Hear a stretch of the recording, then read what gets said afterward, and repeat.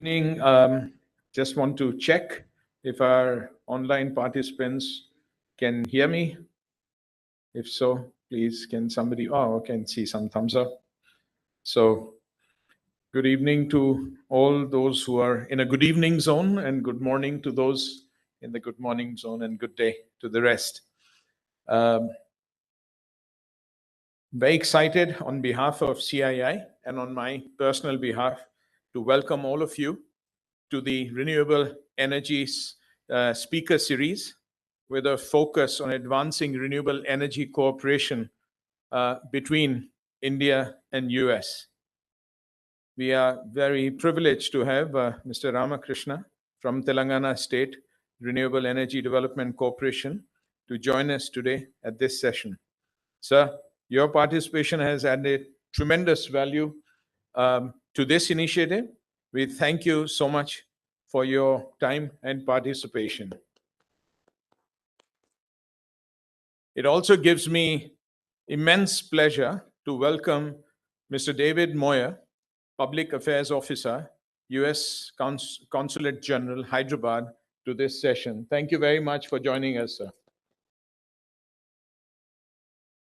This is the second session in the Renewable Energy Speaker Series that is being organized in partnership with the US Consulate in Hyderabad. The first session, with focus on Andhra Pradesh, was already held in Vijayawada on 20th July this year. The aim of this series, as some of you already know, if not all, is to create sustained engagement between India and US towards building a consistent narrative and creating an enabling environment for greater collaboration in the renewable energy sector. We are grateful, David, to your support towards this initiative, and we look forward to continue to build on this partnership with the US Consulate and the US government. I am delighted to welcome our esteemed panelists, Wesley Matthews, Kelly Moij, pronounced, of course, as Moy, so please accept my apologies if I mess up the name a little bit. Richard Rousseau, Max Joel, and Gautam Reddy in our midst today. Please, let's welcome them also with a big round of applause. Since 2005, US and India have engaged in productive bilateral energy dialogue, as energy cooperation has become one of the fastest growing areas of the strategic and commercial partnership amongst various other areas of engagement. With India expected to account for about a quarter of the growth in global energy demand through 2040, we believe that diversification of resources, the advancement of energy technologies, and increased connectivity across the India-Pacific region will help ensure India's energy access and security. India is among the most vulnerable countries that has already experienced changes in climate and impacts of climate change.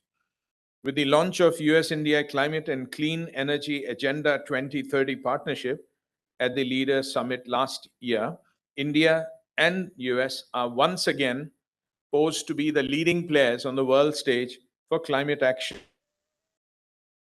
energy partnership, and focus on renewable source of energy. The key to inclusive growth is now shared between the emerging and developed economies. The world needs to develop new strategies to accelerate growth. India, now one of the world's fastest growing economies, offers the world countless reasons to partner in its growth and development. Sessions such as this offer an opportunity to deepen the already fairly deep India-US relationship by leveraging our knowledge base, the enduring relationships forged over the years, and the expertise developed. There have been many sister state relationships between US and Indian states, California and Gujarat, Indiana and Karnataka, etc. Similarly, there's been a sister city initiative between San Jose and Pune, Cupertino and Bhubaneswar, LA and Mumbai, San Francisco and Bangalore. Most recently, in 2019, the New Jersey Telangana MOU on clean energy was signed, and as CII, we'd be happy to support this initiative to build momentum and strengthen this relationship. With this brief introductory context, I'm delighted to introduce our esteemed speakers who will be sharing their thoughts and perspectives. Each of them represent organizations that are working very closely in the renewable energy sector, and we look forward to hearing their views on how to take this partnership forward. With this background, it is my pleasure to introduce Mr. David Moyer, Public Affairs Officer, U.S. Consulate General of Hyderabad. David joined the U.S. State Department in 2003. As an introduction, I just want to give you a very brief background, and his overseas assignments include Mexico, Vietnam, South Korea, and Cyprus. In Washington, D.C., he served as the Deputy Director in the UN Political Affairs Office. David recently concluded a Pearson Fellowship as a Foreign Policy Advisor to Indiana Senator Todd Young. He has a bachelor's degree in Japanese and International Relationships from Brigham Young University and an MBA from George Washington University. With this very, very impressive background, it is my pleasure and privilege to invite David to address the gathering. David, over to you.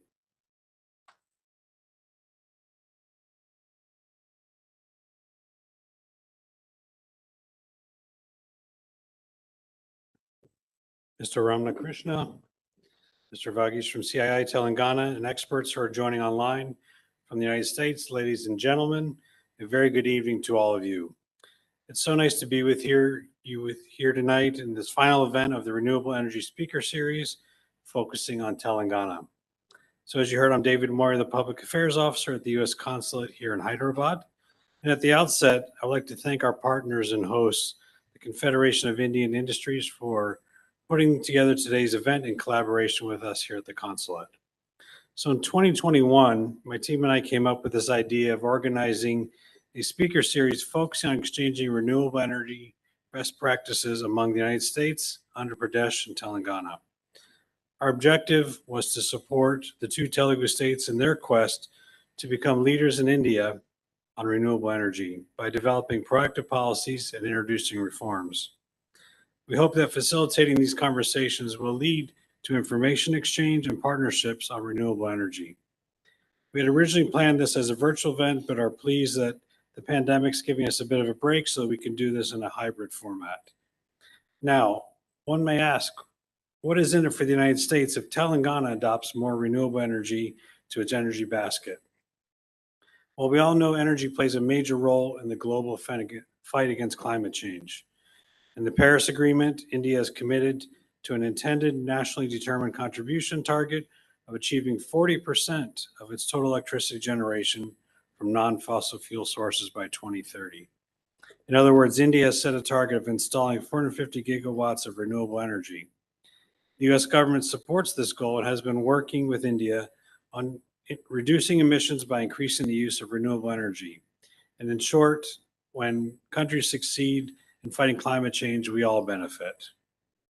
In 2021, our governments launched the U.S.-India Climate and Clean Energy Agenda 2030 Partnership, through which both countries firmly committed to working together and achieving their respective ambitious climate and clean energy targets and to strengthening bilateral collaboration in these areas.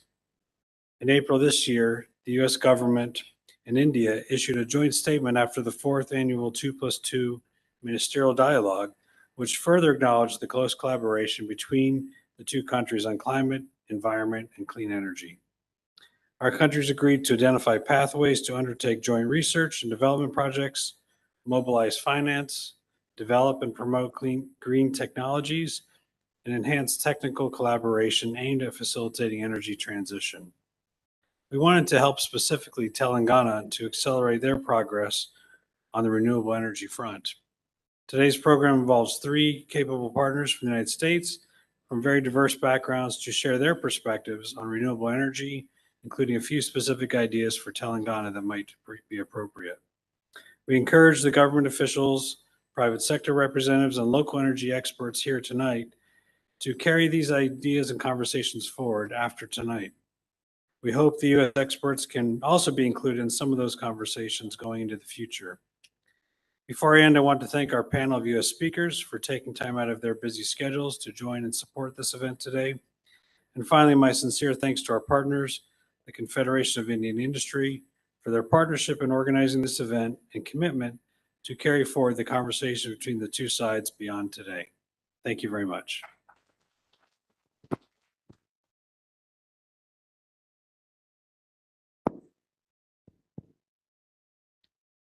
Thank you very much, David. Appreciate your connecting the dots about what has US to benefit from Telangana's energy approach on sustainable basis. Love the answer.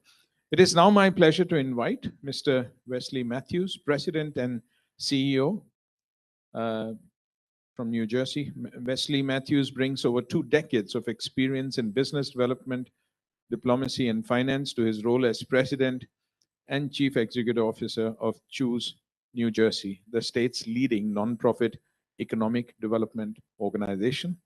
Prior in assuming leadership of Choose New Jersey, Mr. Matthew was a career diplomat in the US Foreign Service, focused on strengthening US economic and commercial interests. He has served at embassies and consulates in Saudi Arabia, India, Pakistan, Germany, and Nigeria, as well as Washington, D.C. Looking forward to hearing you, Wes. We turn it over to you. Thank you. Thank you very much, Mr. Dixit. I hope everyone can hear me okay. Great. Well, thanks again, and good evening to our friends in Telangana. Let me start off by thanking CII for convening this group. It is a wonderful event, and we are really looking forward to building on the work that we started with the state a few years ago. And let me thank all our distinguished guests on the panel.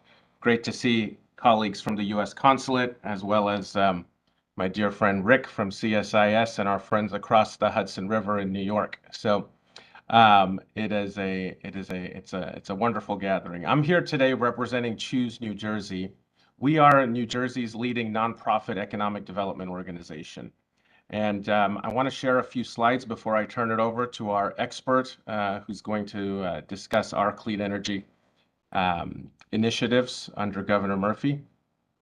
So Choose New Jersey works to attract business to our state by highlighting the state's strengths. We think we are ideally suited to attract Indian businesses.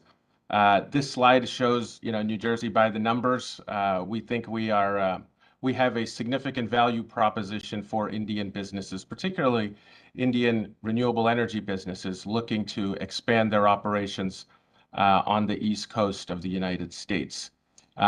We do have a top-rated public education system, one of the top the top university, but also a robust university and college network throughout the length and breadth of our state. We're consistently ranked as one of the top places to live and to raise a family in the United States. We are also ranked as one of the most diverse states in the United States, Jersey City being the top-rated city in the United States in terms of diversity. And again, for renewable energy and technology companies in India, I think it's very important to know that we are top ranked in terms of our concentration of scientists and engineers. I believe per capita, New Jersey has the most PhDs in the country. And again, a little bit about our organization. So we help businesses that are looking to expand, relocate operations in New Jersey, and we provide a suite of complementary services to help that happen. More importantly, the New Jersey-Telangana partnership, which officially started in 2019, in September of that year, our governor, Phil Murphy, led a large business delegation to India.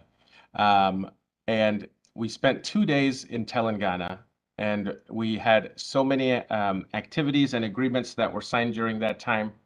Now, what's happened since then is we had a global pandemic, but this year we are looking to re-engage and build upon that visit, and in particular renew our ties with Telangana and the renewable energy industry there.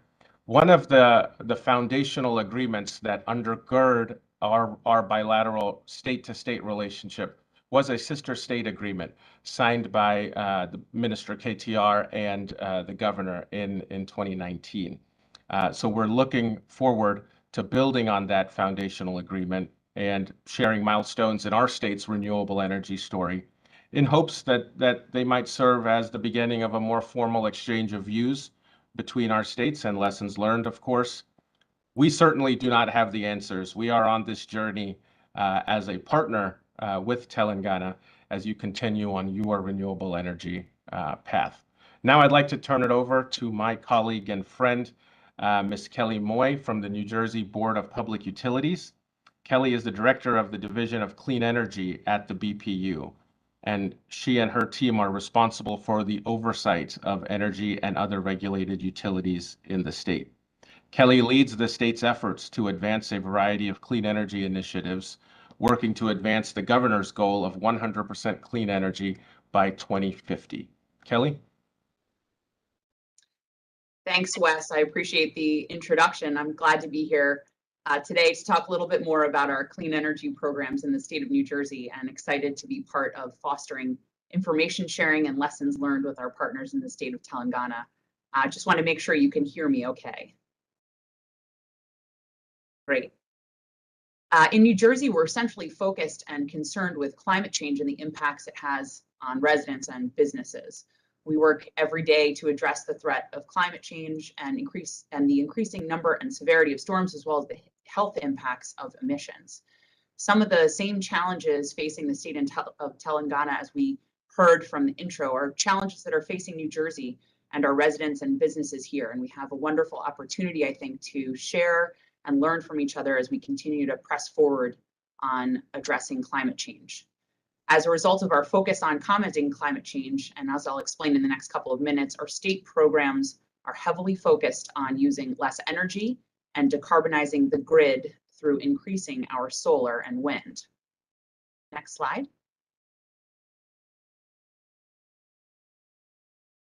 Thanks.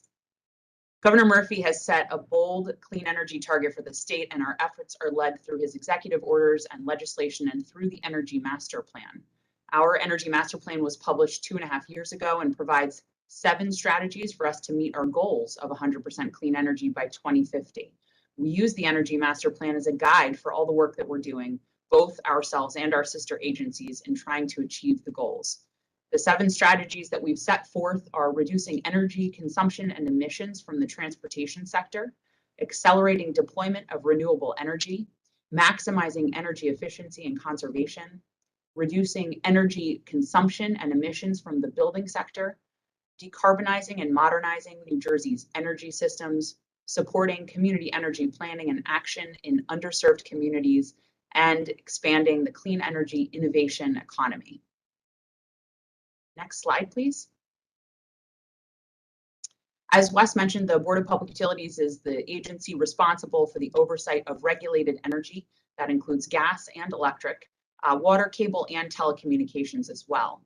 The Division of Clean Energy at the board also runs the New Jersey Clean Energy Program, which, as a part of our efforts to achieve the clean energy goals, is set out in laws and orders and the Energy Master Plan.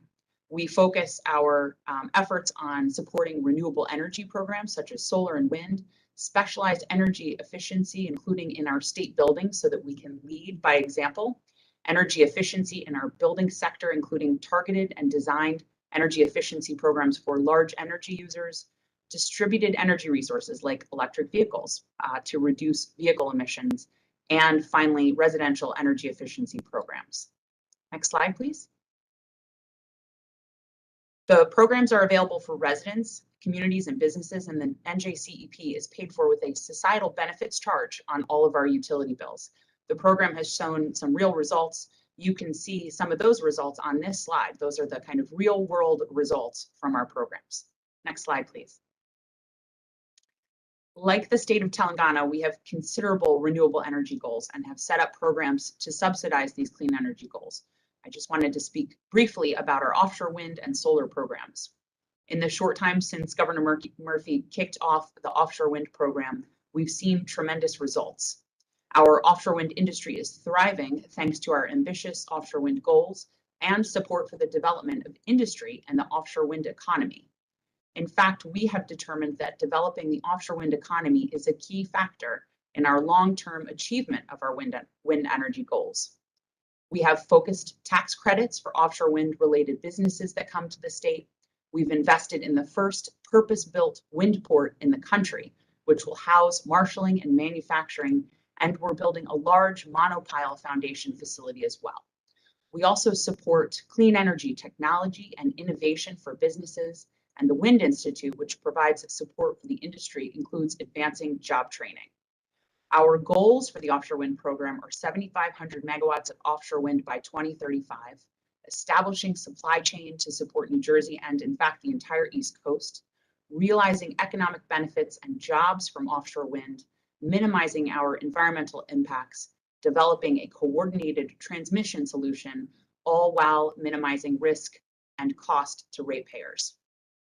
We've completed our first 2 solicitations, which resulted in 3 projects, which combined will help to realize over 2,500 megawatts of generation. That's enough energy to power over 1.6 million homes, will inject nearly $5 billion into the New Jersey economy, and create over 10,000 jobs. We're anxiously looking forward to our 3rd solicitation, which is coming in the next year. Next slide, please. Another exciting development is our first in the nation approach to addressing some of the challenges of transmission and connecting all of this offshore wind to our onshore grid. Like the state of Telangana, we also have challenges when it comes to energy infrastructure and connecting the new renewable energy to the grid.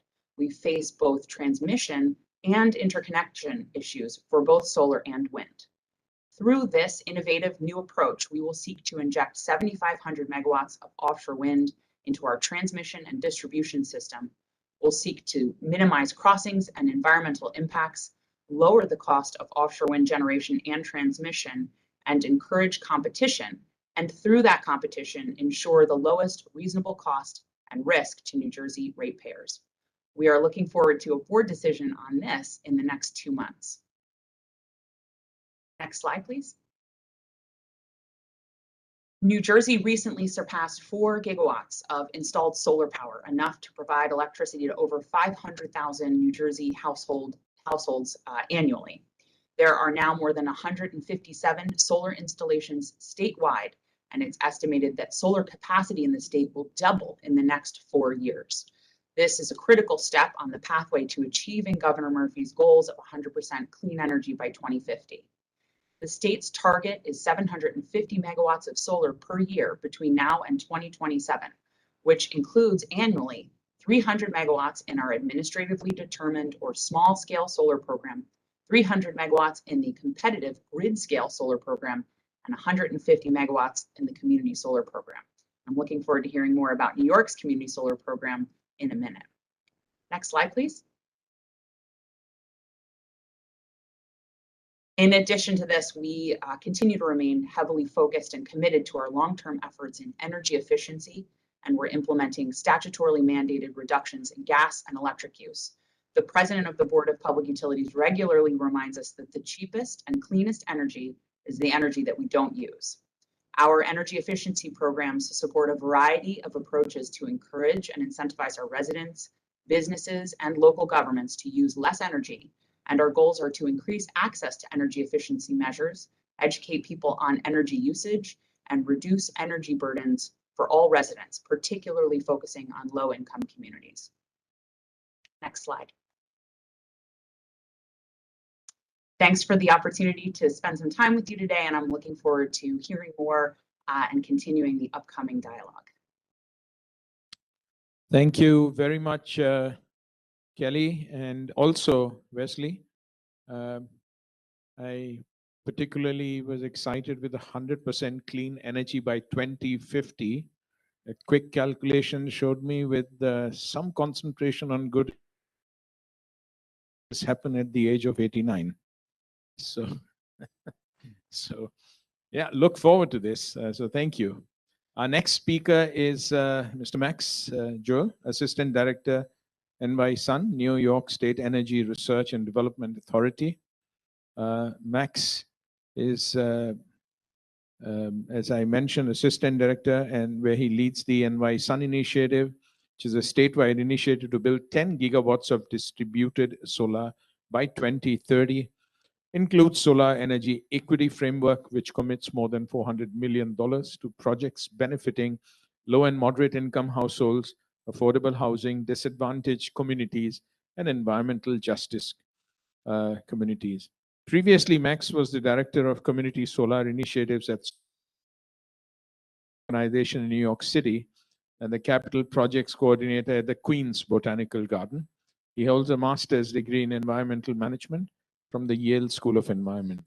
Max, we look forward to hearing from you an overview of New York State policies on renewable energy. The floor is yours. Thank you. Thank you very much. Let me do a quick sound check. Can everyone hear me clearly? Wonderful. Well, thank you again for having me with this distinguished panel today. It's really a privilege to be with my colleagues both in India and the United States at this event. Now I'm going to load up my presentation.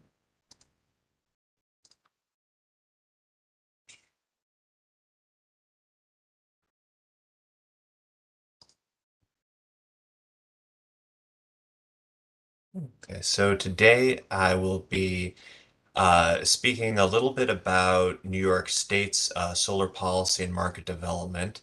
I'll kick it off by giving some context on New York State's climate goals and portfolio of clean energy programs.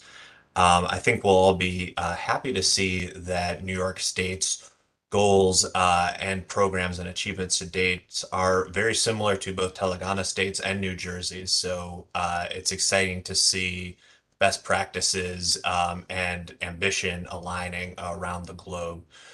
So New York State's climate goals have the force of law. The Climate Leadership and Community Protection Act, which was passed in 2019, mandates that 70% of our state's energy, our electricity come from renewable energy by 2030, which of course is right around the corner, and that we be fully emissions-free electricity by 2040, and puts us on a path to carbon neutrality. One of the really important parts of this legislation is that it sets firm commitments to environmental justice, disadvantaged communities, and a just transition in New York. To introduce a few of the major components of the state's clean energy policy, many of which predate the Climate Act, but have been given further force by the Climate Act and additional resources coming from that legislation and subsequent actions by Governor Kathy Hochul's administration. Just as in New Jersey, New York is making a major investment in offshore wind. We have two major projects under development. Again, this is really consistent with states up and down the United States' East Coast, New Jersey's projects to the south of us, Massachusetts and Rhode Island having very similar ambitious offshore wind investments to the north of us. Large-scale renewables, which is synonymous with utility-scale renewables, are a major part of the state's strategy to achieve full emissions-free electricity. These are projects that are interconnected to the transmission grid, predominantly above 25 megawatts in size on the solar side, some a little bit smaller. This is a major portfolio, well over 3 gigawatts procured to date. So now on to the distributed scale as well as energy storage. So by regulation in New York State, distributed solar energy is considered systems that are smaller than 5 megawatts AC in size and interconnected with the distribution grid. We have some facts about our portfolio to date, over 125,000 distributed solar projects funded by the state. These range from net metered projects on individual rooftops, including houses, businesses, larger commercial facilities, as well as a major part of our portfolio, which is ground-mounted systems, typically in rural areas or on closed landfills, other sites that approach 5 megawatts in size. And I'll speak a little bit in just a minute to how our state's community solar policy has driven development of that kind of distributed solar. On the energy storage side, we of course have, we don't always have our peak energy demand at the same time as our peak periods of solar generation or wind generation. So our state's policies recognize the need for major investments in energy storage, approaching 6 gigawatts of storage by 2030.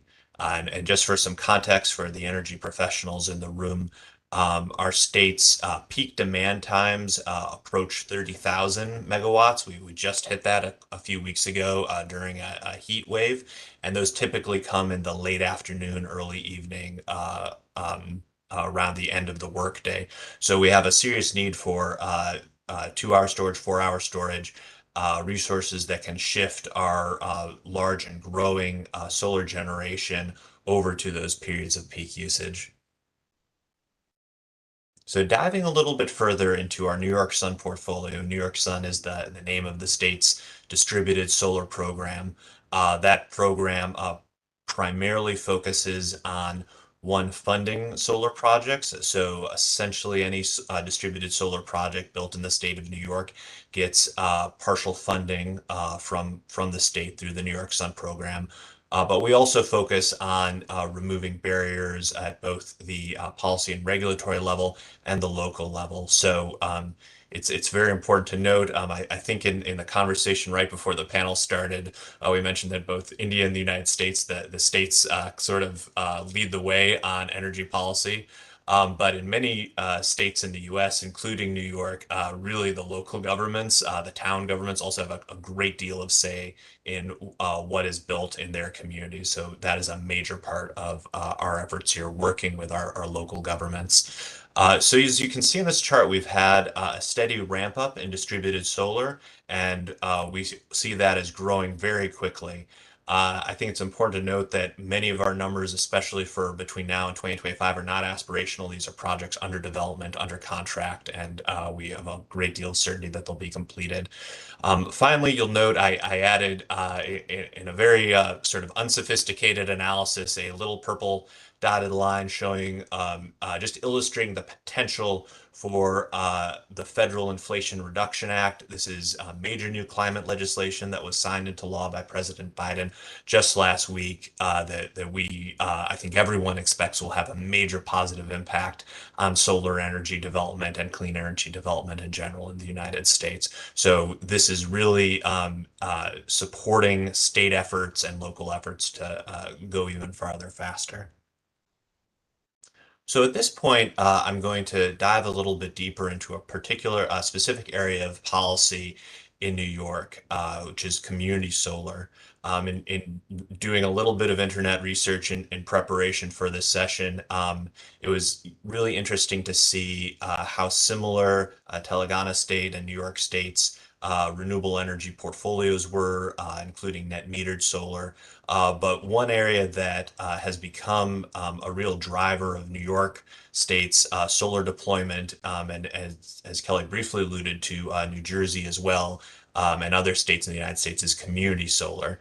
So I wanted to speak a little bit to that as potentially a policy area for consideration by Telangana State in the future. So what is community solar? I started with a slide that provides sort of the layperson definition. Don't worry, I'll get into some of the regulatory details in just a moment. But in essence, community solar allows anyone to benefit from distributed solar energy. So whereas traditional net metering, you of course have to, in most cases, own the roof, whether as a business owner or as a homeowner. Community as solar allows anyone to take a share of the energy produced by a solar array at another location. And the way the policy works in New York State is that solar is generated at a larger array, sort of illustrated here, but the value of the generation is credited to the electric bill of other customers. People sign up for community solar and see the credits, the value of that generation, a proportionate share of it reflected on their own bill. They then in turn pay the owner of the system for that generation, but realizing a slight discount. I myself have signed up for community solar at my own home. My house receives credits from solar energy generated several miles from my home at a installation on top of a warehouse near John F. Kennedy Airport, if anyone's ever flown into New York. So this is sort of the layperson illustration of it. Just speaking a little bit to the more detailed policy and regulatory elements. This policy was initially established 7 years ago, but has gone through a bit of an evolution over time. It was very much initially built on the net metering concept that I believe everyone here is familiar with, referred to as community net metering. Whereas that implied at the beginning that for every kilowatt hour generated by a community solar array, a customer would see a kilowatt hour credit on their bill, just as net metering works in most circumstances. That became unworkable for a few different reasons, and the policy transitioned to a what we call our value distributed energy resources policy or tariff, where the value of the electricity is calculated right at the point of generation. So we have a larger off-site solar array. It generates electricity. The compensation, the dollar compensation for that electricity is calculated and then distributed as a credit to all those customers, as I mentioned before. So that is, one of these small policy and regulatory details that we learned through our experience was very important in making this policy workable. And there's plenty more if anyone would care to hear more. So the policy has been extremely successful. Community solar now dominates our distributed solar market. We have over 1 gigawatt operational and over 3 gigawatts in really advanced development. So it's been very successful. It's the majority of our distributed solar pipeline, and it has some really valuable benefits. We have well over 100,000 residents who are signed up for community solar, receiving savings without having to invest upfront in solar installations on their own rooftop. And it's a much broader range of customers that can participate. You don't have to be a homeowner. We have many renters, especially in New York City. And you don't have to have an ideal roof for solar. The policy also makes solar much more accessible to low-income households. And the final piece I'll speak about is our low-income community solar program, which we call Solar for All. But first, I want to show this beautiful image, but also to illustrate that one of the advantages New York State has that is perhaps less the case in New Jersey and Telangana state is that we are a very large geographic area. Of course, most people think of New York as New York City, the densest part of the United States. But in our northern and western New York, we have a very low population density, largely rural areas. So most of that 3 gigawatts plus of community solar under development is being sited in situations similar to this. Rural areas, conversion of underutilized farmland primarily. And that is really driving that rapid development. So not only does it make solar accessible to far more customers, it also makes far more sites suitable for solar installations. So just very briefly as my last slide, I want to walk through the state's Solar for All policy.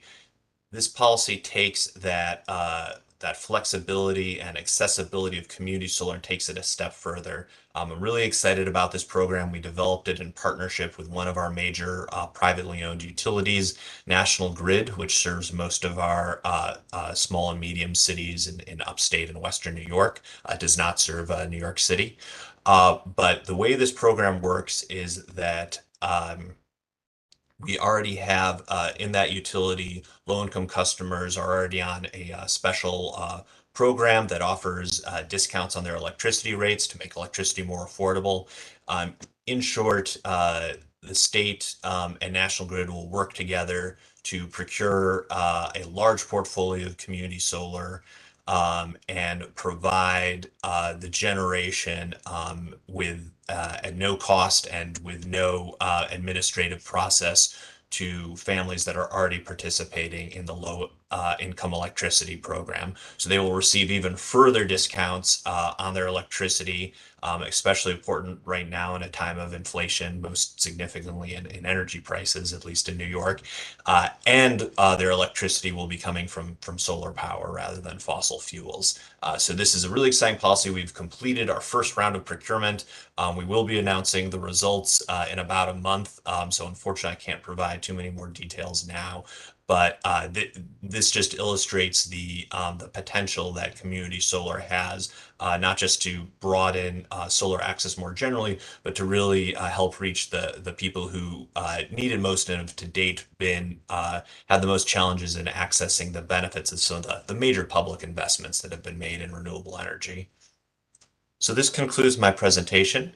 Thank you very much for listening and for inviting me to join your panel. Thank you very much, Max. Very heartening to see that a lot of initiatives are already getting onto ground in the next few years, in 30, 35, 40. And I can see the impact of that picture, that beautiful picture that you showed, and not the New York that I know, certainly not the downtown. Very, very nice landscape. And I hope we would see a similar landscape in Telangana. Again, not in Hyderabad city, but outside, as we also hopefully get the energy from New York and from US on our journey towards solar energy. So thank you very much. It's now my pleasure to invite Mr. Richard Rousseau. He's the Senior Advisor and Vadvani Chair in the US-India Policy Studies at the Center for Strategic and International Studies based in Washington, D.C. Richard helps frame and shape policies to promote greater business and economic engagement between our two countries. He joined CSIS in 2014, and having spent the last 16 working years in a variety of capacities to strengthen the partnership between US and India. From 1998 to 2008, Mr. Rousseau served as Deputy Director of the US-India Business Council, the world's leading advocacy group on behalf of strengthening economic ties between US and India. While at USIBC, he managed the council's policy groups in energy, information technology, insurance, media, and entertainment and telecommunication sectors. With this impressive background, Mr. Richard Rousseau, the floor is yours. Well, thanks. And thanks to CII and to the US Consulate in Hyderabad for organizing this session and seeing some friends, Wes and others here on the stage as well. And I would say the nice thing about that background in my own bio, the one thing I learned in all the years working with India before taking over this role is that at the end of the day, in both countries, state governments really do run the most meaningful things in people's lives. So we've been really kind of carving out a unique space in our think tank here in tracking state level policies in India, and currently have over a half a dozen projects to connect US and Indian states in a range of areas related to climate change.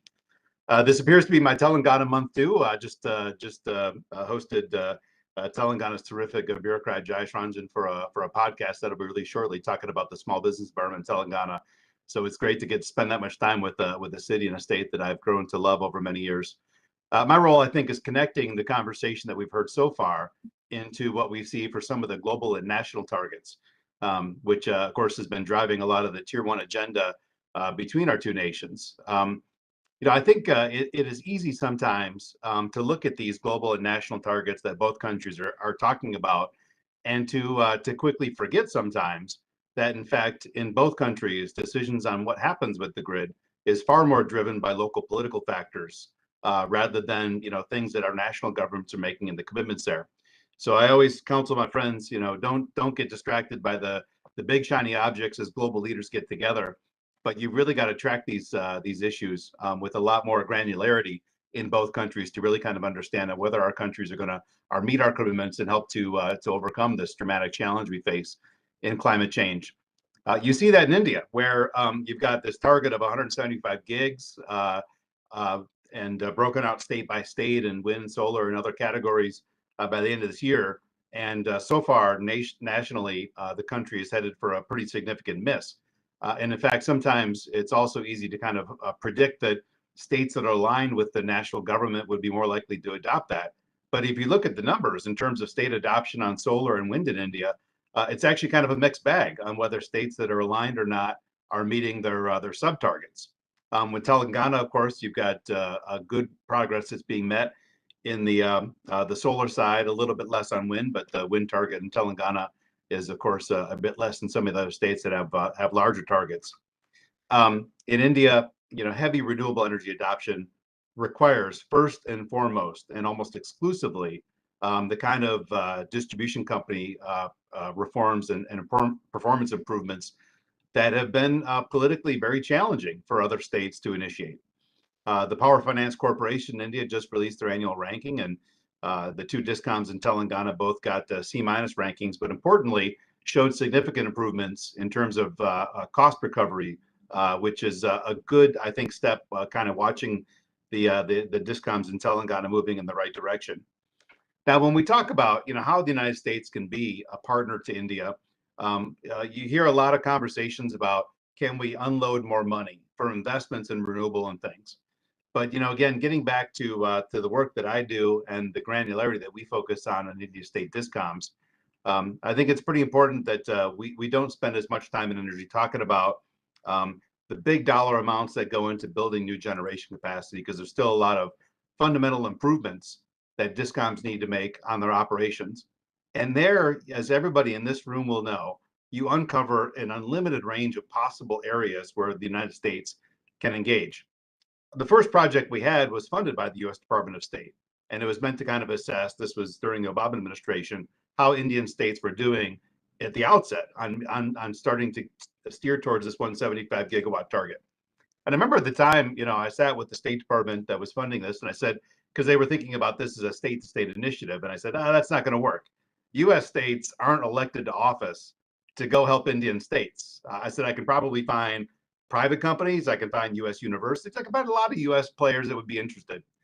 And happily, I love when I'm wrong. And I was really wrong on this. As you see by the two states that are here today, they've always been willing to give time and energy to offer advice and counsel to their Indian peers.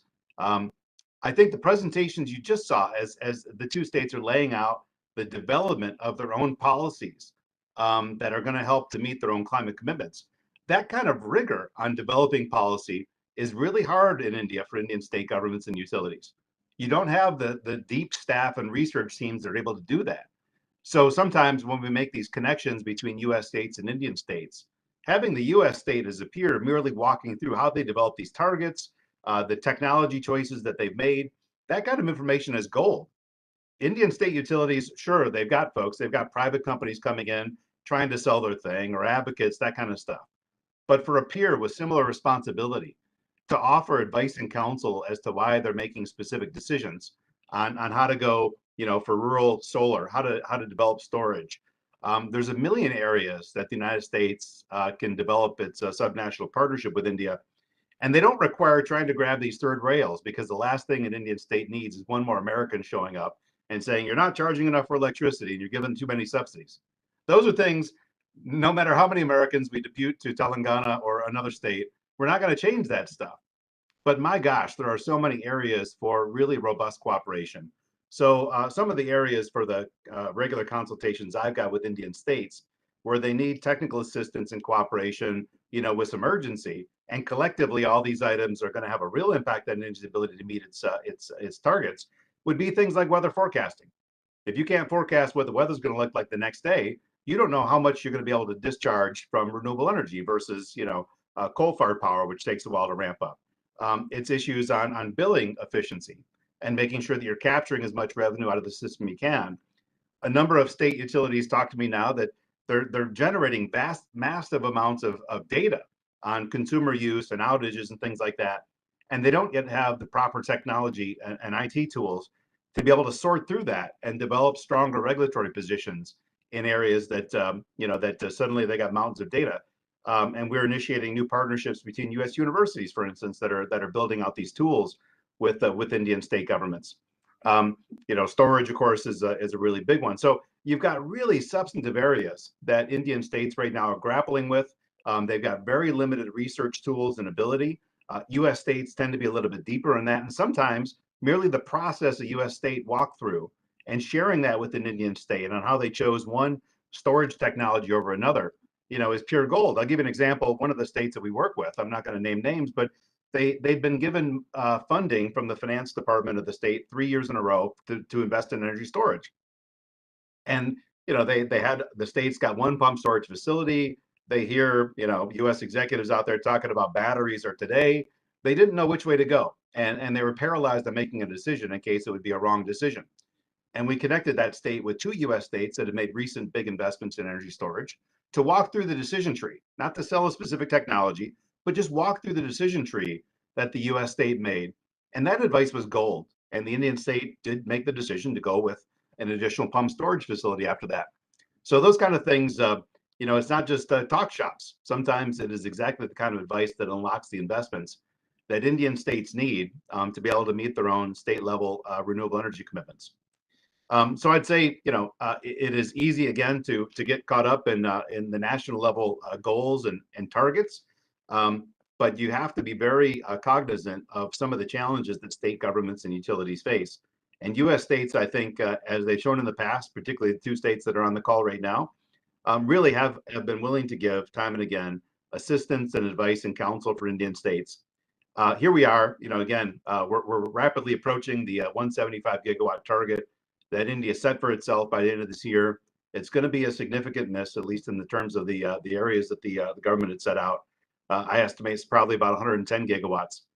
But now we're already looking towards a more audacious target of 500 gigs by 2030. And while there haven't been state level targets broken out, U.S. Lawrence Berkeley Labs has actually done kind of a least cost assessment. And Telangana is going to be on the hook for substantial investments to meet that.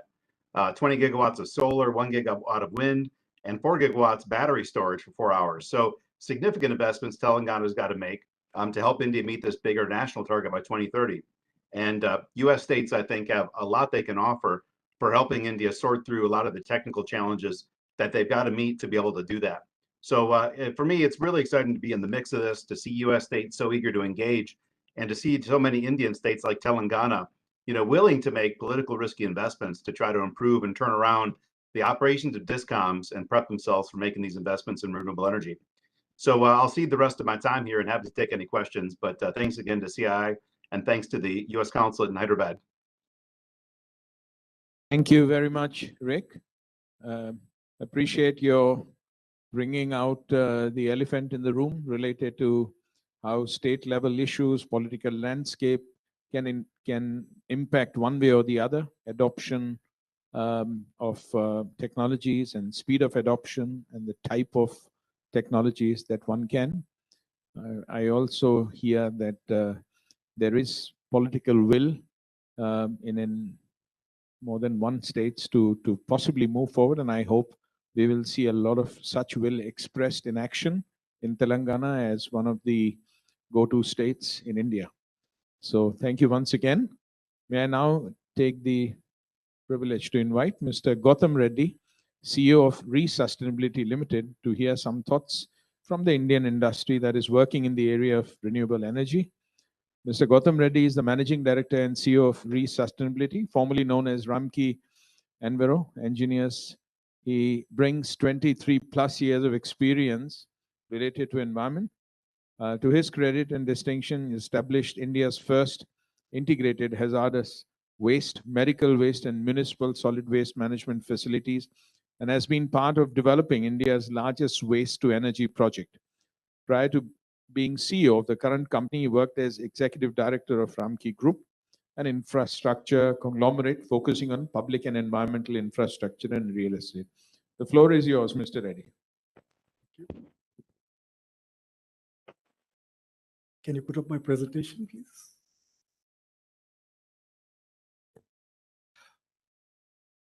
Good evening, everyone. And thank you very much for giving me this opportunity, Chairman. And thank you very much for all the dignitaries who are here, and my greetings and wishes to all people participating from the US. So renewable energy, if we want to look at, it's predominantly about sustainability, if you look at. And the fact that we're trying to bring out here, if you look at 100 years back, the word sustainability, environment didn't exist. And we were all talking about public health issues. The whole environment was part of public health, and that's how all of my prior generation was studying this subject called public health engineering. 20, 30 years back, this subject moved from public health engineering to environmental engineering, when people said public health was confined to water and water-related diseases like cholera, plague, all of these, which are all waterborne diseases. They said it's not just waterborne, there's air pollution, there's water pollution, there's soil pollution, there's natural resource degradation, all of this happening, and therefore environment protection was becoming important, and environment as a subject came into picture. Now, this generation, which is my next generation, is actually not looking at environment anymore. They're now looking at sustainability. And what is the sustainability word used at multiple times for multiple things? But it's in simple terms to tell, sustainability is ensuring next generation's rights on earth over and above our rights on this earth today. What are the next generation's rights? They need good water, they need good soil, they need good air, they need good energy resources, they need good food grains, they need everything that we have and maybe more. So we have a duty to protect this whole earth to the next generation, and that is sustainability. And in trying to achieve this sustainability, renewable energy becomes an extremely, extremely important parameter. And how does it become an extremely important parameter? Resources are confined. If we look at the crude resources, if we look at the natural gas resources that are available in the world today, they are not adequate. They will get exhausted at the current rate of consumption. They are expected to get exhausted by 2060. We are just talking of 40 years. So where will the next generation have the resources to get power?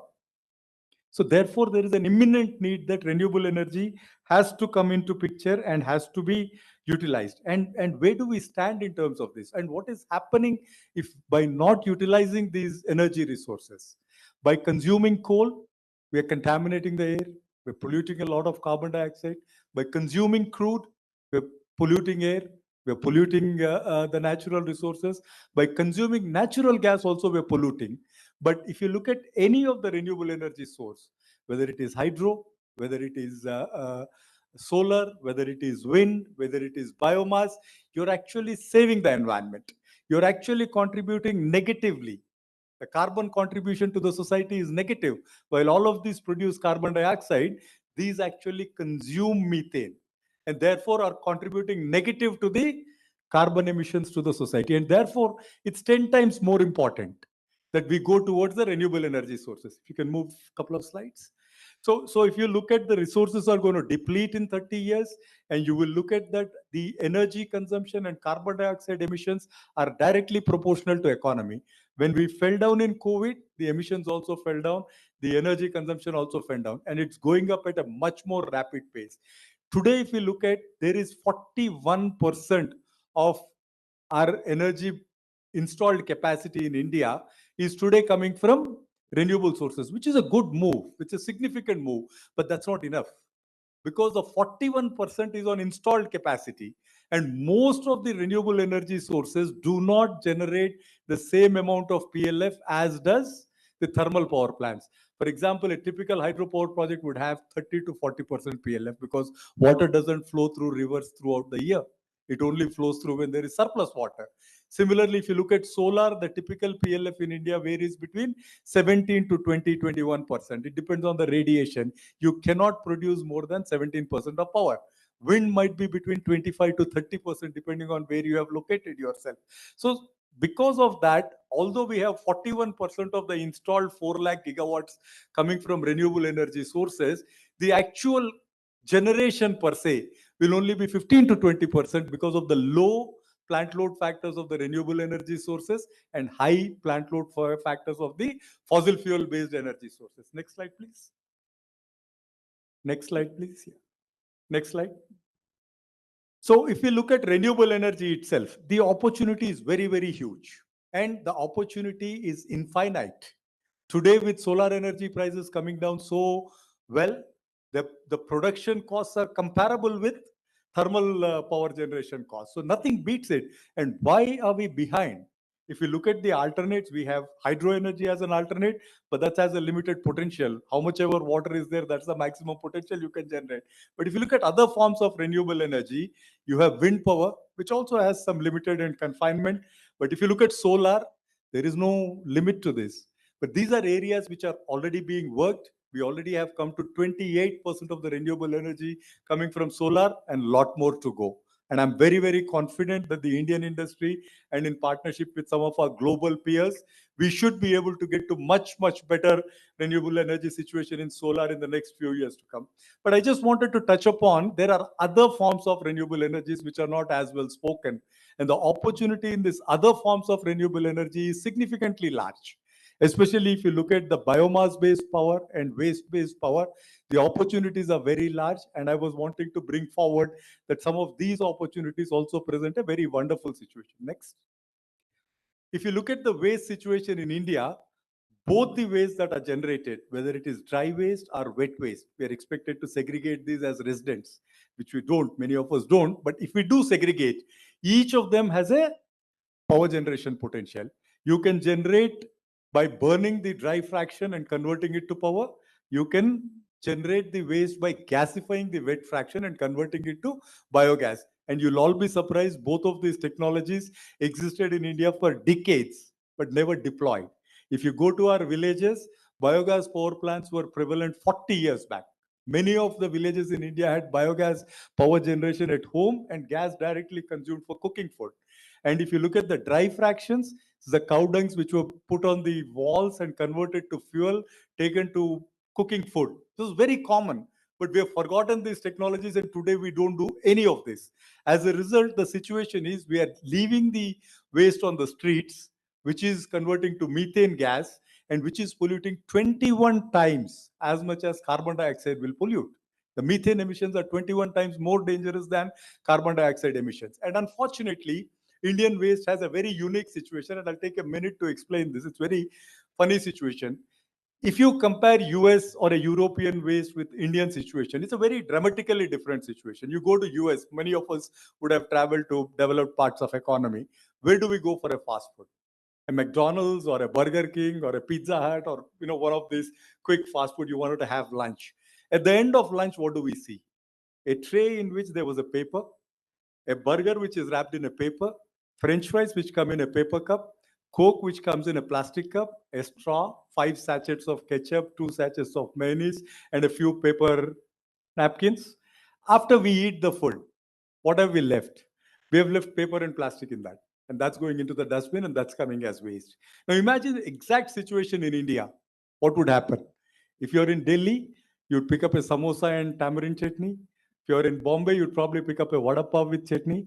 If you're in Hyderabad, you'd probably go eat idli and chutney. What happens at the end of eating it? It is washed. Hands are washed, plates are washed, everything goes into the water. Quantum of generation is less, and whatever we generate, the quality, there's no paper or plastic, there's no fuel value. Therefore, there is a lot more technological interventions that are required to convert this into better quality fuel and better quality power. And that's why this segregation in India becomes important. And therefore, biogas and the thermal route of waste to energy becomes important. Next slide, please.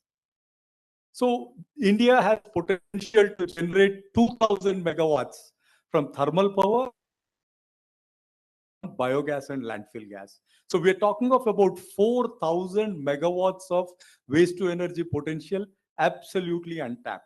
As of today, out of the 4,000 megawatts, we have 128 megawatts of power installed.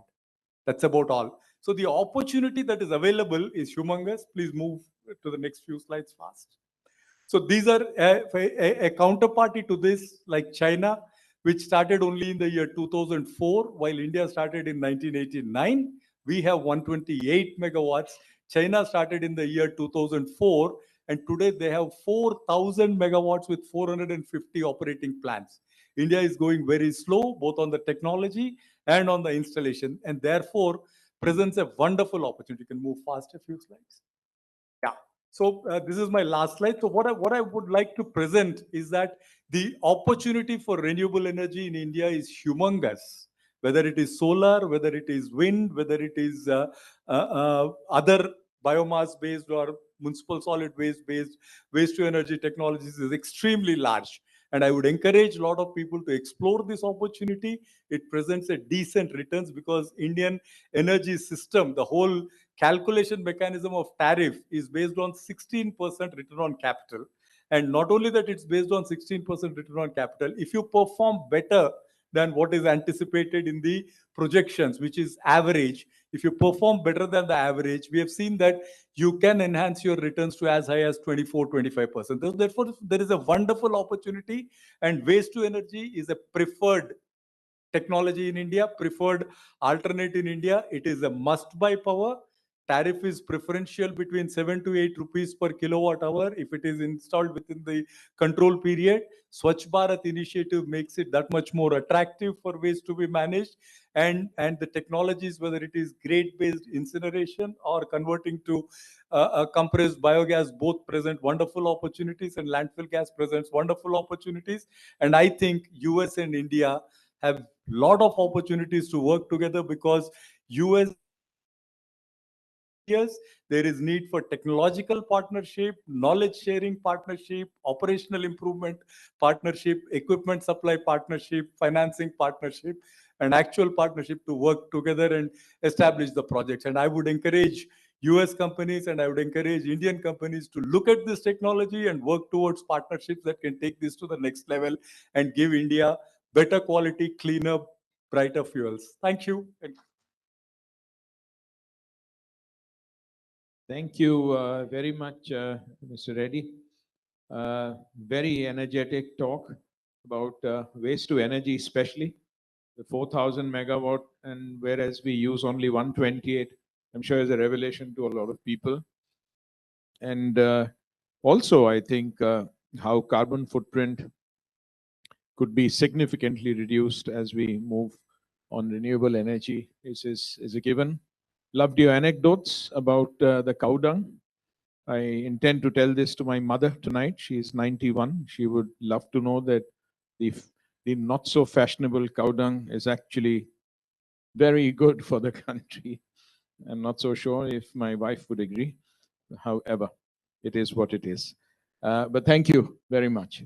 With this, I'd like to now invite Mr. Ramakrishna from Telangana State Renewable Energy Development Corporation. Mr. Ramakrishna is the project director for projects and business development and electric vehicle for state of Telangana. And the projects that he has under him is solar energy, ground mount, rooftops, the whole plethora of activity, and of course, installation of electric vehicle charging stations in the state of Telangana. Mr. Ramakrishna, the floor is yours. Thank you.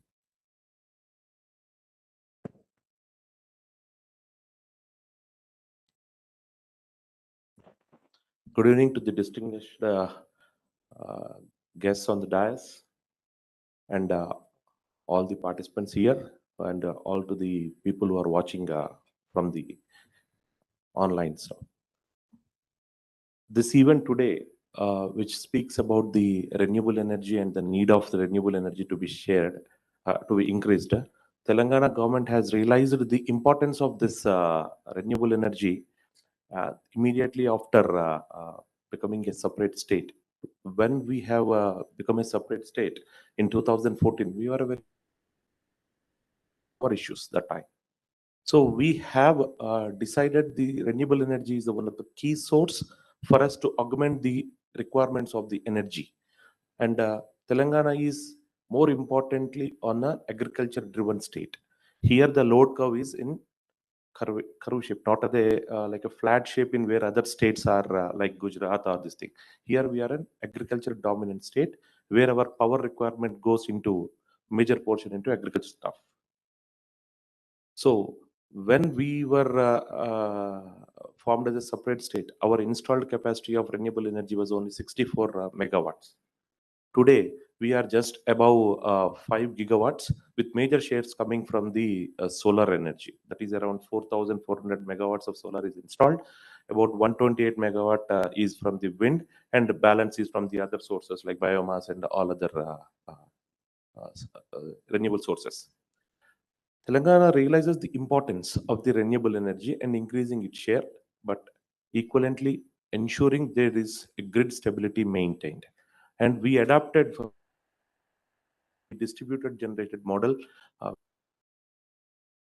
showcased the benefits of the distributed generation. So unlike other states, we have selected this distribution model wherein the solar plants have been set up at the load points, wherein because of which we have saved a lot of losses, transmission losses, and also the project could be completed in a very quick around time, by which we could not face the consequences of the power outages. Thereby, we have ensured the power. And today, Telangana is a state which is giving a 24 hours power supply to the agriculture sector, which is the only state in entire India which is giving it. And since the formation of new state, absolutely there is no power cuts, no power shortages to the industries which we have seen earlier times. So all this has been possible with the increasing in the share of the renewable energy besides to the existing plants which are in operational in Telangana. Now coming to this one, the solar rooftop segment is also one of the most successful one in Telangana, wherein today, if you see, around 260 to 290 megawatts of the solar rooftops has been installed on the commercial and the domestic front. So a lot of industries are coming forward, a lot of domestic players are coming forward, and as you all know, the Ministry of Power and the Ministry of New and Renewable Energy, Government of India is providing the subsidies. We being the state nodal agency, we are advocating in a major way to ensure that every house is going for this benefit of availing the subsidized solar rooftops. And coming to this commercial segment and the institutional and the industrial, a lot of people are coming forward. Now the grid parity also has been attained. So people are going forward. The only thing what I am seeing, which I have learned just now from my earlier speakers, is the community solar, which is really a good concept, which has its own benefits. We will see and explore whether there could be a possibilities of implementing a similar kind of stuff here, wherein the solar rooftop can be installed elsewhere, and the same and the benefits of that can be utilized at elsewhere in the scenario. This is one thing. And agriculture sector also, Government of India has given PM Kusum scheme, which Telangana is also seriously considering to take it further on that stuff. But since we have already today at around 28% of the installed capacity of the solar, of the renewable energy, and we have a long-term contracts, which is contracted from other states for the solar point of have crossed more than 32 or 33% of the installations of the solar, including the long-term contracts. So we are judiciously moving forward, ensuring that the grid stability is maintained and also the renewable share is increased. In coming days, the total demand, because today I have to tell very this thing proudly that Telangana is a state which has high power consumption, per capita power consumption in the entire India. India somewhere around 1100 to 1200 is the per capita consumption of the power. So there is a lot more demand which can be expected. And now the electric vehicles, which is a new segment which I ensure I see, and I see the monitor the performance of the electric vehicles also. In coming days, the load that is going to come from this electric segment also is phenomenal. When it comes like a tsunami. So we are today gearing up to ensure that the electric demand, which is going to increase with the buoyancy effect of the population growth, the new companies, or with the agriculture front, or with the lift irrigation projects, or even with the electrical vehicles to come, we are gearing up to ensure the renewable energy increased in its share against the installed capacity as on date. Today, we are somewhere around 18,000 megawatts of installed capacity. In the coming years, it will be going to somewhere around 25 to 26,000 megawatts. And I can tell that major share of this will be through renewable energy sources, besides their existing plants what are in place today. This is what the prime focus of Indian government to the Telangana government to ensure that the renewable energy is a core front and in the energy mix and in the sustainability goals. But in the same time, the cost of the solar is also the cost of the power what we are talking, because end of the day this is politically driven and it is economically driven in the Indian states. So we can appreciate the technology, but when it attains the grid parity, only then the states will be able to implement in the states like Telangana or the other states. So that's where our challenge lies with. Today we can appreciate the storage technology, but storage technology will have its own benefits, its own advantages on the technological front. When it comes to the economics, if that economics works out and comes to be at a grid parity level, obviously Telangana will be the front runner in the storage solutions. Right now, we are exploring certain possibilities on the pumped storage and this battery storage mechanism. We wanted to do certain pilots and see if that is successful enough. We would like to implement in a larger scale. So this is a one area we are seriously trying to tap. And the electrical vehicles, whatever the coming days which is going to, we wanted to ensure that at least 30 to 35% of the energy that is going to be consumed in the immediate days comes from the renewable. So that what will happen in the future days, this will be increased to 60 or 70%.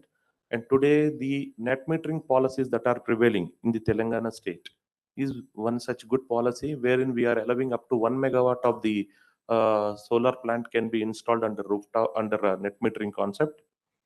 This is one area which is keeping us very strong enough to ensure that the solar capacity additions are coming day by day in more numbers.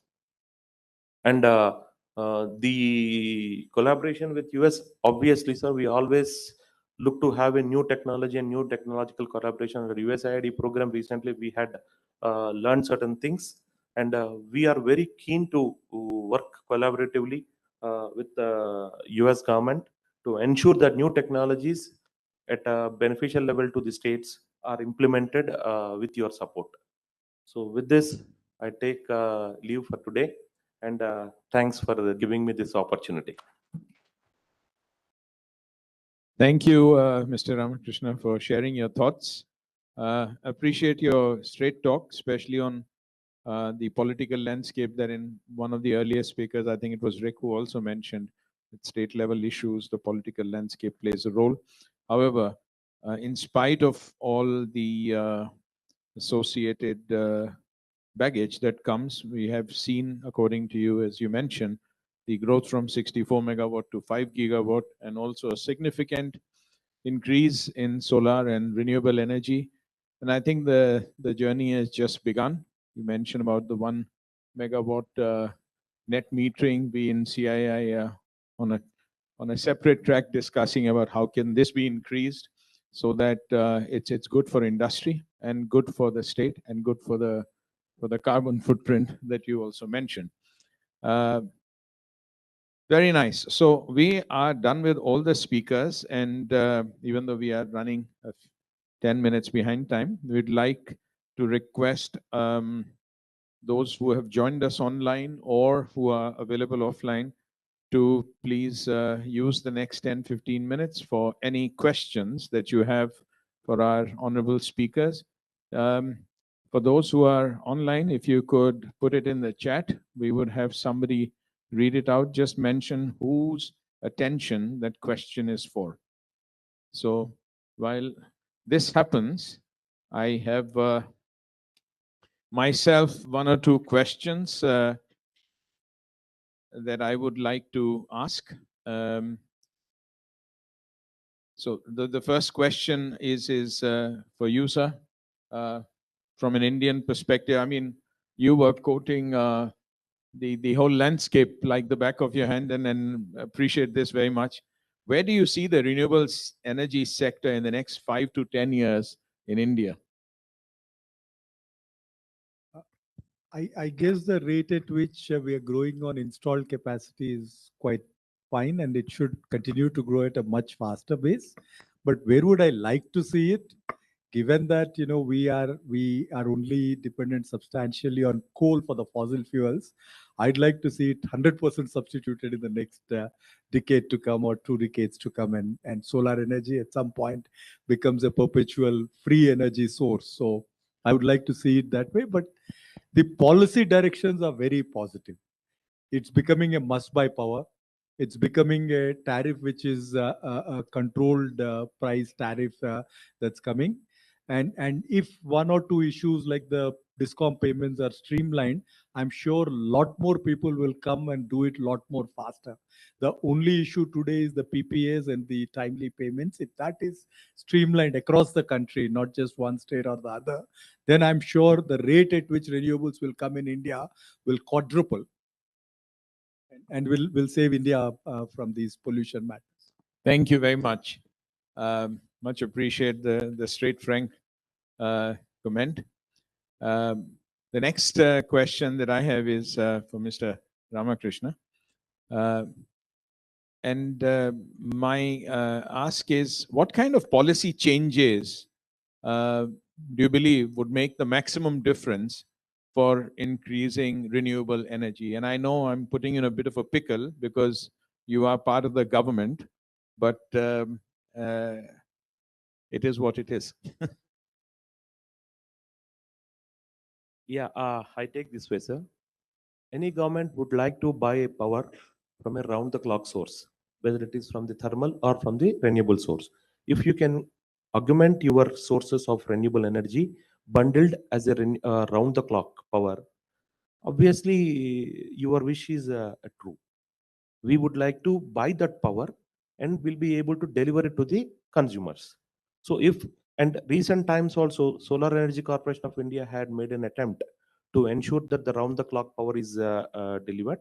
So with the kind of pilot, but in the coming days, I see that this round the clock concept will be more predominantly used even for the renewable energy sources, so that it will become easy for us for scheduling and drawal of the powers, wherein the grid stability can be achieved and renewable energies also can be injected into the grid. Thank you very much. I'd like to direct my next question, and if we have some questions already from the audience, I would I'll take one last question and then go right away. This is addressed to Richard. Richard, since cost is a major factor in stimulating demand, what progress is being made in US and globally to make clean energy both cost effective and more affordable? Well, the big thing I think is you actually see scale starting to be achieved because you've seen the economies of scale, the ability to manufacture all the products that go into it. Once you begin building economies of scale, driving the prices down for induction. You do also see, of course, innovative financing methods and things like that. But to me, it feels like cost is the biggest factor.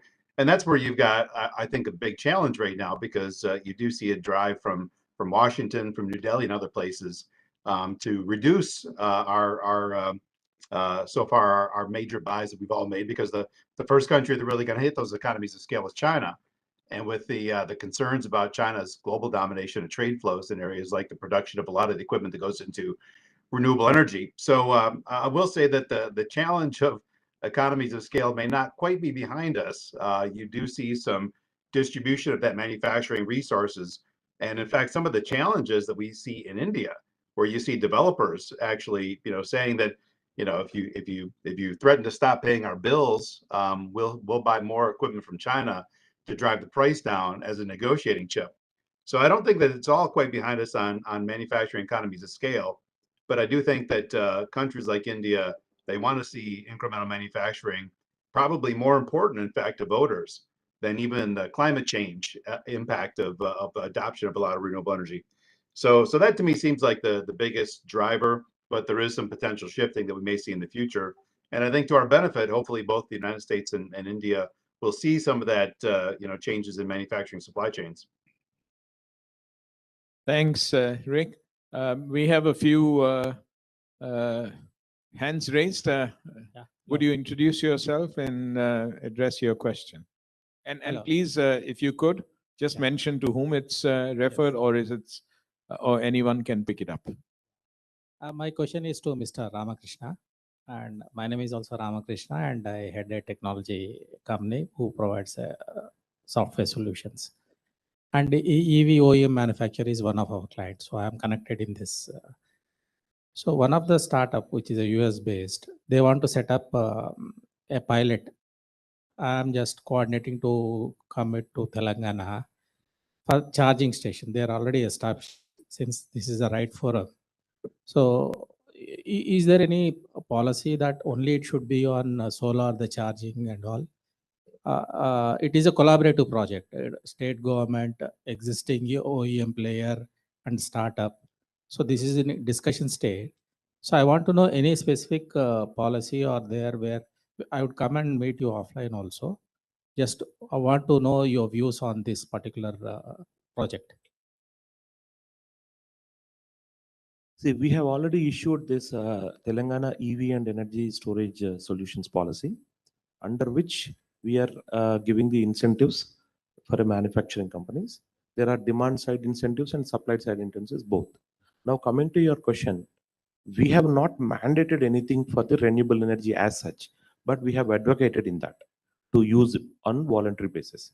Because once we understand the limitations, we can overcome those limitations and then we will make it as a mandate. At this point of time, we are in understanding phase of what could be the limitations by ensuring certain things to be definitely done. So in this context, at this point of time, no, to answer you. You can have your power from the any sources, but we say that at least 30% you try to go with a rooftop connected to that or something like that. Only that much at this point of time. Seems like very encouraging. There was another gentleman here, or we'll take you first and then you and then you. Please go ahead. Please introduce yourself and let us know to whom is the question directed to. Hi, this is Srinivas Charla from Research and Innovation Circle of Hyderabad, at T-Hub here. My question is pretty simple, that we are all, while the renewable energy policies are intended to focus on energy transitions, right? The other flip side of it is also the waste that is generated, right? So how are these renewable energy policies in sync with waste management or recycling and the ill effects of adopting all these technologies? At this point of time, to answer your question very straight, we have worked out a policy level wherein this waste disposal mechanism is going to be, but majority of the waste that is going to be generated could be recyclable. The one which cannot be recyclable will be waste as per the procedures, which the even Niti Aayog is also focusing on that. Soon the proper mechanism will be evolved and we will be having that in place for the disposable, because the disposable mechanism for the renewable sources, that is basically today we are talking of the solar modules or something, not that phase of the disposal system. So at this point of time, we have a no straight away answer, but yes, we are working on that and coming up with a suitable solution, wherein even not only this one, in the lithium-ion batteries, what we are talking of today, the electric vehicles, has the impact of the disposal of these batteries. So how to do that? So all these things have been worked out. Soon we will be coming up with those kind of policies in place. Thank you to this young lady here. And by the way, for our viewers, the gentleman who asked the question, you mentioned you are in T-Hub. And T-Hub is one of the biggest incubation center. In fact, we believe it's the largest incubation center in the country. So good to see our budding entrepreneurs in this audience. Thank you for coming. Please introduce yourself. Hello, I'm Raj Samhita. I work with Archimedes Green Energies. We're into manufacturing rooftop windmills. So naturally, within the renewable energy space, I'm more inclined towards wind. And my question is directed to Mr. Max. He mentioned a little about Empire Wind and the Sunrise Wind program in his speech. I would just like to know a little bit more about the program since it was not covered at length. Thank you. Max, did you get the question? Yes, I did. Thank you. Please. And can everyone hear me okay? Absolutely. Yes. So I'll have to apologize that my knowledge of the offshore wind program is more or less limited to what's shown on that slide. We're a relatively large agency, and my responsibilities are primarily on the solar side. However, there is a lot more information on the NYSERDA website. So if you go to nyserda.ny.gov, there's a sub-page on our offshore wind and large-scale renewables programs. It will describe the Empire and Sunrise wind projects, as well as the procurement process for those projects, and I'll add some of the very interesting economic and industrial development efforts accompanying the onshore efforts accompanying those offshore developments. And please feel free to contact me by email if you have any other questions, and I can connect you with my colleagues who manage our offshore wind portfolio. Thanks, Max. That's very generous. And we have the CII team here who can give you the right connects, just so that we don't get lost between the quick transaction. Okay, we have another. This is Kamlakar from Power Dynamics. I have a question to Richard and Mr. Ramakrishna. So I think the world is now talking about the green hydrogen. I consider that is the future of the energy people are talking about. I feel that we have somehow missed this small bit of this green hydrogen. Where we are standing, how do you think that from now on, at what time, like maybe down the line, 10 years, 20 years, when that green hydrogen is going to take over that energy front of the world? I just wanted to know the perspective of both of you. So let's ask in the same way that you asked. We'll ask Richard for his comment, and then Mr. Ramakrishna. Thank you. I think there's a lot of promise there. I say that because you actually see in India a confluence of different policy levers being used simultaneously, which does not always happen. You see the national setting up a new green hydrogen policy. You see private firms looking to get in. You see the government actually releasing funds to try to augment and boost and give some risk capital for companies to move in there. So, I think in the decade window, seeing hydrogen as at least as a storage tool for electric power makes a lot of sense. It also helps with one other issue that has yet to be resolved, which is some of the parts of India that actually have the highest renewable energy potential, whether it's solar, onshore wind, offshore wind.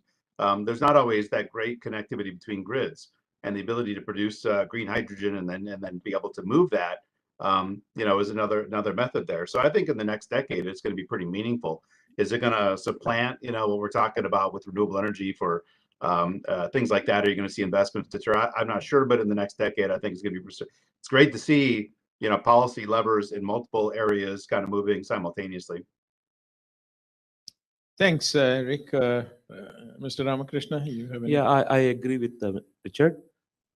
But the initial advancement will happen in the transportation sector, wherein we'll be going with the hydrogen buses, and more so even the hybrid model of hydrogen with the electric will be a more successful model in coming days, which will move the hydrogen, green hydrogen.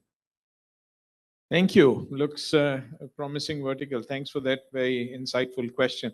We are running out of time, so let's take one last question unless there's somebody who's dying to ask something more. Please. Please introduce yourself. Sure. Good evening, good morning to one and all.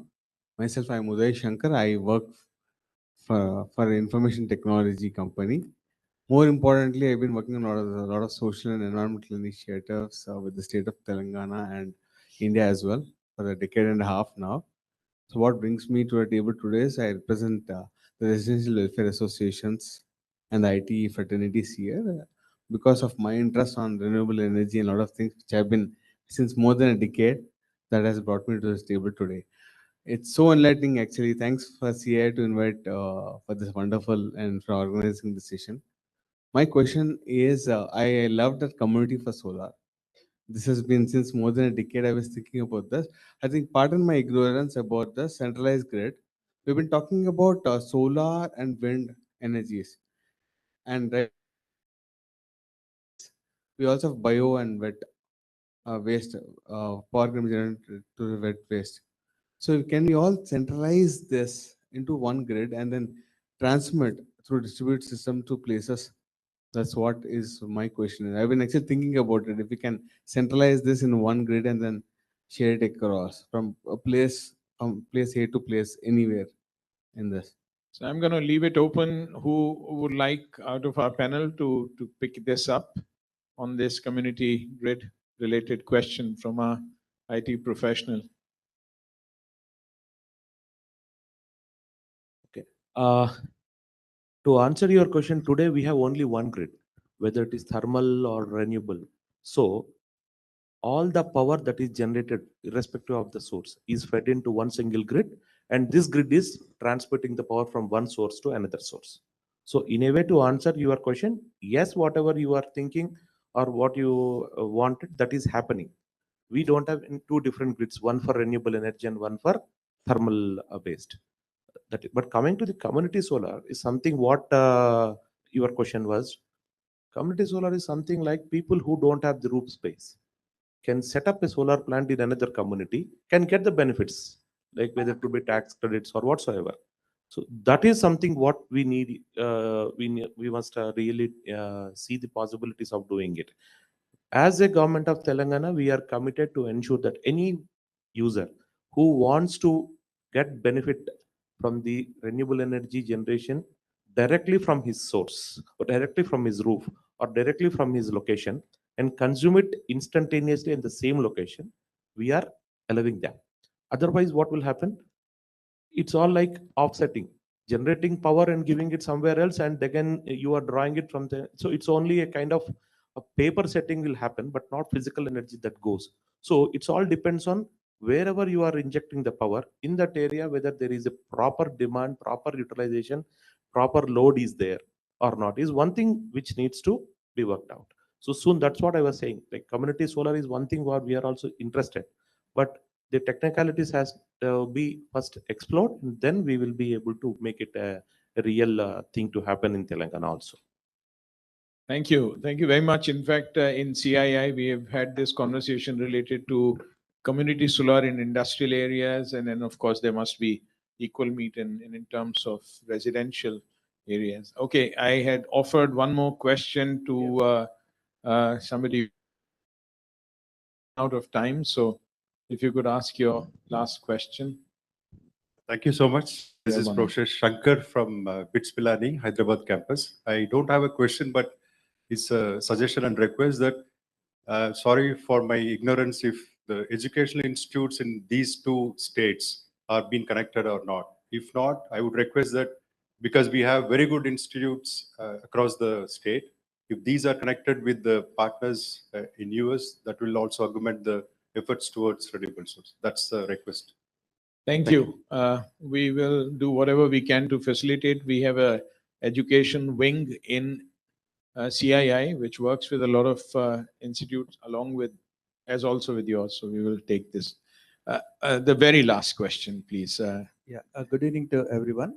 My name is Surya Prakash. I am from Archimedes Green Energies. We are into manufacturing of small wind turbines. So my question is to Mr. Richards, who is into policy making. Is there any specific policy for the rooftop wind as like a policy for rooftop solar. So in US, is there any policy for this? I actually spend more of my time tracking Indian policy, so I might ask my friends from New York and New Jersey if they've seen. I've not seen even Indian states. Maybe there's some out there, but I haven't tracked one before. But I don't know if my other colleagues that track U.S. stuff more closely have heard about U.S. Looking at rooftop wind.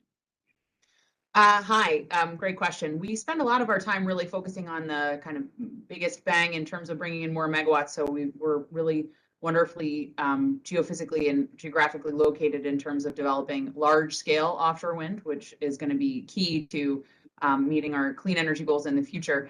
We do have some small scale wind, and actually some of the our renewable portfolio standard accomplishments in clean energy comes in from on land wind as well. So there's some aspect of that, but it's relatively small market, all things considered. Our residential solar is much more significant in the state with 157 solar installations. And as Max had talked about, community solar, growing focus for us. So we certainly are spending a lot of time thinking about how our residents themselves can make their choices and contribute to addressing clean energy challenges and goals. But we are mostly focused on large scale, grid scale offshore wind. Thank you for pitching in, Kelly. I have to say we've absolutely run out of time, so I'm not lifting my head in order not to feel guilty for one or two last sneaked in questions. So on concluding remarks, may I say that this was without doubt an extremely engaging discussion. We got many insights, very invaluable.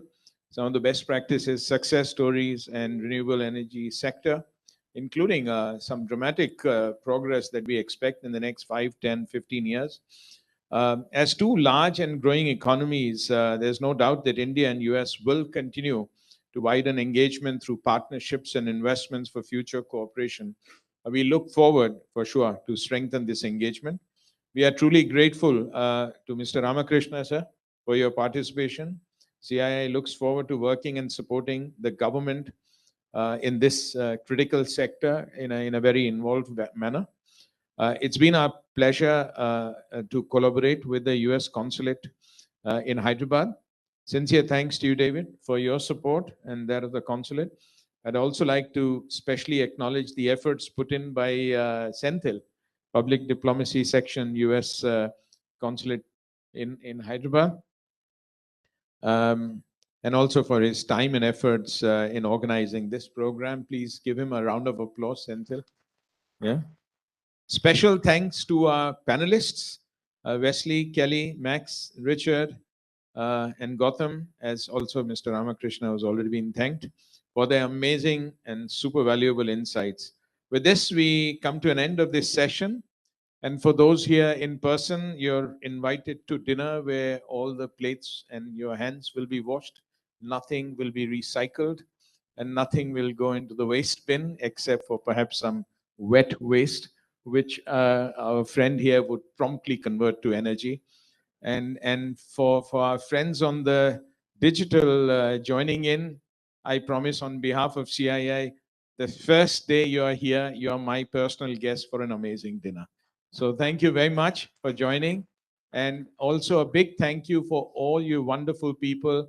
And I'm personally very excited when I see young people who are so steeped into innovation and startups. And I should talk to you about wind energy for my company. And then, yeah, there's endless opportunity. So thank you. And please join us for dinner. Thank you. Thank you.